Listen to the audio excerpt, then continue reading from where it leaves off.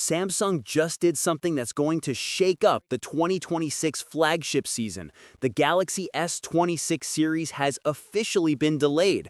Yep, the phones that were supposed to arrive early next year are now pushed back, and the new launch window might surprise you. According to multiple reports, Samsung's next big lineup, the Galaxy S26, S26 Plus, and S26 Ultra, won't be launching in January like usual. Instead, the company's planning to unveil them in March. That's roughly a 2-month delay, which might not sound huge at first, but in the smartphone world, that's a big deal, especially when it messes with the yearly upgrade rhythm we've all gotten used to. So what's going on here? Why would Samsung, of all companies, delay its biggest launch of the year? Well, it seems there's more than one reason, and they're all pretty interesting. First off, Samsung's flagship lineup is going through some pretty major changes behind the scenes. The company recently canceled the Galaxy S26 Edge, a move that shocked a lot of fans. The Edge version has been part of Samsung's DNA for years, but apparently the redesign of the S26 Edge didn't get much positive feedback internally or externally. Instead of forcing it through, Samsung decided to cut its losses early, which might actually be a smart move. But it also means they now have to adjust their entire production plan for the remaining models. And then there's the real game changer, the chip.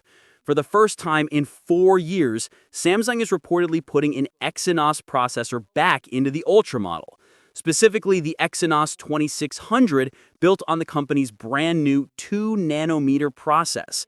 That's a huge technological leap, and it's also one of the main reasons for the delay. Samsung wants to have enough chips ready in time, and given that this processor will be in every S26 model, the company can't afford any early missteps. It's worth remembering that Samsung has had a rocky history with Exynos chips.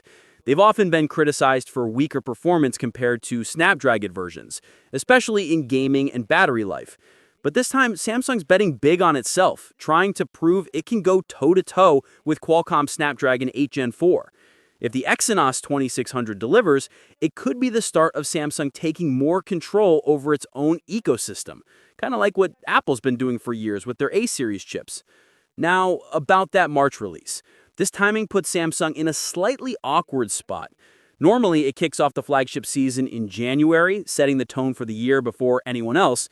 But with a March launch, Samsung's giving other brands, and especially Apple, more breathing room. In fact, if Apple sticks to its rumored new release schedule, we might actually see the iPhone 18 before the Galaxy S26 even arrives. That's a bit ironic, considering Samsung usually likes being the first major flagship of the year. Still, there's an argument to be made that this delay could work in Samsung's favor. Rushing out a phone just to meet a date can backfire. And if this extra time helps them fine-tune the new Exynos chip, optimize camera performance, and stabilize software, the wait could absolutely be worth it, especially since Samsung's Ultra models are usually some of the most polished Android phones on the market. But there's another ripple effect that comes with this delay. It might push back Samsung's entire product calendar. If the S26 series slides to March, then it's pretty likely that other major launches, like the Galaxy Z Flip 8 and Z Fold 8, could get delayed too. Normally, those foldables drop around August, but now we could see them push closer to late summer or even early fall. And that could place them dangerously close to Apple's rumored foldable iPhone timeline, making 2026 an even more competitive year than expected. So yeah, Samsung's delay isn't just about one phone. It's about the whole lineup, and even its broader strategy. By ditching the Edge model, betting on its own chips again, and shifting the calendar, Samsung's basically rethinking what its flagship ecosystem should look like moving forward. The big question is, will consumers wait? For hardcore Galaxy fans, probably yes. But for people sitting on older devices, the delay could make them consider alternatives, especially if other brands drop new flagships earlier in the year. Personally, I think Samsung is playing the long game here. The move to a 2-nanometer Exynos chip and a tighter lineup could mark the beginning of a new era where Samsung focuses more on integration, efficiency, and control, not just on yearly upgrades.